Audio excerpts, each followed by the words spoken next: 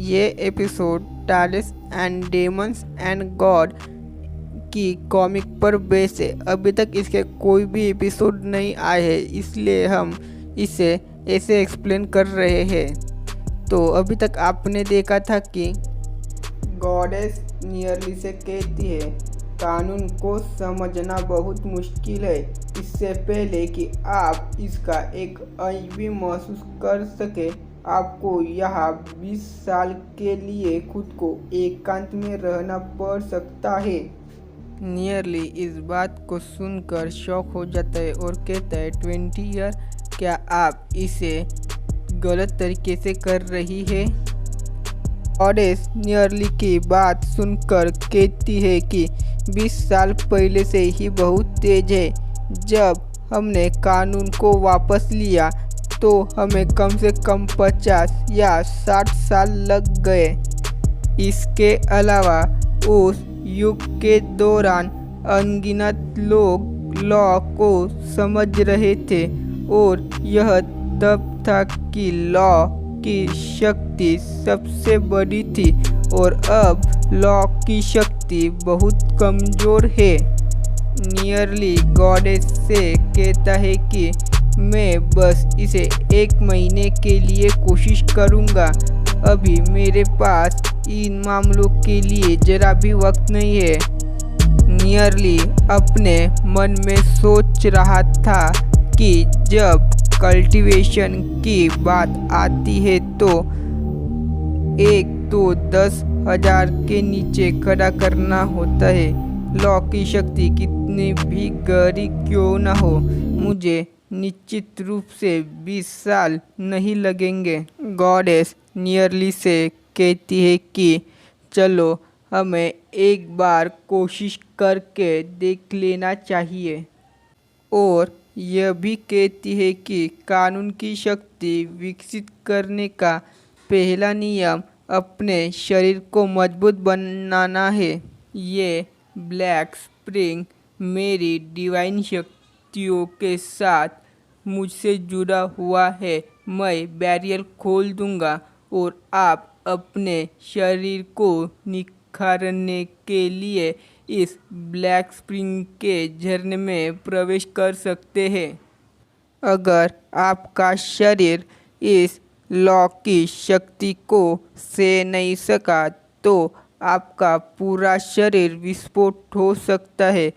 आप मान लीजिए कि आप मर सकते हैं। नियरली ब्लैक स्प्रिंग में लॉ की शक्ति बहुत मजबूत है। इससे तुम्हारी त्वचा भी जल सकती है। जब तुम्हें लगे कि तुम इसे और सह नहीं सकते तो तुम बिना किसी हिचकिचाहट के तट पर आ जाना। अब गॉडेस अपने हाथ से बैरियर खोल देती है और नियरली से कहती है कि अंदर जाओ। नियरली कहता है कि ये एनर्जी मेरी कल्टीवेशन के लिए बहुत अच्छी है और इससे मैं बहुत आसानी से कल्टीवेट कर सकता हूँ। और उसके बाद फिर गॉडेस नियरली से कहती है कि अपने कपड़े उतारो। उसके बाद नियरली बहुत ही शर्मा जाता है और गॉडेस उसकी तरफ देख रही होती है। नियरली अपने कपड़ों पर हाथ पकड़ रहा था। फिर गॉडेस उससे कहती है कि मैं तुम्हें नहीं देखूंगी, और सोच रही होती है कि ये बच्चा बहुत शर्मीला है। नियरली खुद से कहता है कि मैं बस बच्चा ही तो हूँ। ऐसा कह के वो अपने कपड़े उतार के झरने में कूद जाता है और उसके बाद हमें दिखाया जाता है कि नियरली झरने के अंदर तैर रहा था और झरने से बाहर निकलकर और कहता है कि ये प्योर एनर्जी बहुत ही अच्छी है, इससे मैं बहुत ही जल्दी शक्तिशाली बन जाऊंगा और ऐसा लग रहा है कि इसकी वजह से मेरी त्वचा भी अब खिली खिली लग रही है और मुझे इसे ले लेना चाहिए। उसके बाद नियरली की आंखें चमक रही थी और उसके शरीर में पूरी की पूरी लॉ की एनर्जी आ रही थी।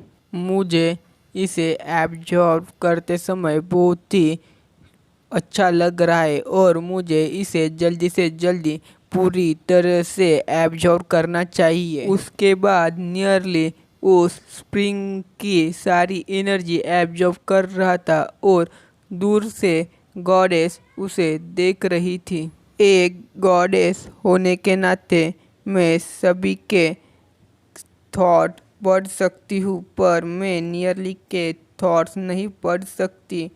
क्या ये हेवन से भेजा है और क्या इसे कोई देवता ने चुना है? ये पहला ऐसा इंसान है जिसे मैंने लाखों साल के बाद देखा है।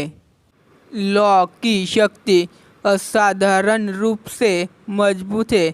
एक सामान्य इंसान बहुत कम समय के लिए इसे झेल पाएगा। वह हमारे नववे बैरियर को समझने में सक्षम था और ब्लैक स्प्रिंग के भीतर इतनी स्वतंत्र रूप से आगे बढ़ रहा है। नियरली कोई साधारण पर्सन नहीं है। मुझे उसकी मदद करनी चाहिए। मेरा सोल ओशन धीरे धीरे करके बढ़ रहा है और मुझे इसे और भी बढ़ाने के लिए और एनर्जी चाहिए, इसलिए मुझे इसे जल्दी से जल्दी ज़्यादा एब्जॉर्ब करना चाहिए। पर मैंने इसे जितनी जल्दी और जितना ज़्यादा हो सके एब्जॉर्ब किया तो मुझे ज़्यादा से ज़्यादा स्ट्रांग बनने में मदद होगी।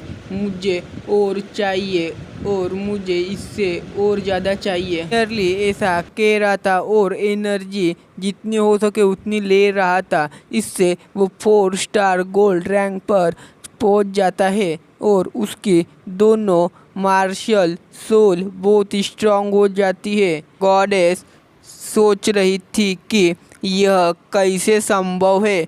उसके पास बस कल्टीवेशन करने के लिए गोल्ड रैंक स्तर है। उसकी कैपेसिटी इतनी नहीं है कि वो इतनी सारी लॉ को एब्जॉर्ब कर सके और कानून की शक्ति बहुत ही पावरफुल है।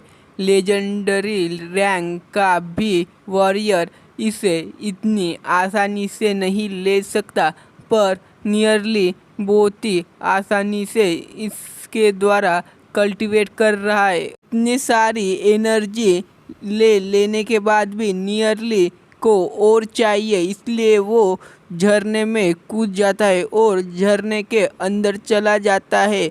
गॉडेस कहती है रुक जाओ, पर नियरली नहीं रुकता है और अंदर चला जाता है। गॉडेस कहती है नियरली जल्दी से वापस आ जाओ, पर नियरली अपनी सिक्स सेंस को बंद कर लेता है और झरने के गहराई में चला जाता है। नियरली खुद से कहता है कि मैं जितने अंदर जाऊंगा मुझे उतनी ही शुद्ध एनर्जी मिलेगी और मुझे और अंदर जाना चाहिए। और नियरली की दूसरी मार्शल सोल भी धीरे धीरे ग्रो हो रही थी और उसका सोल ओशन भी बढ़ रहा था। फिर नियरली को कुछ चमकते हुए दिखता है और देखते हैं अगले एपिसोड में कि वो क्या था।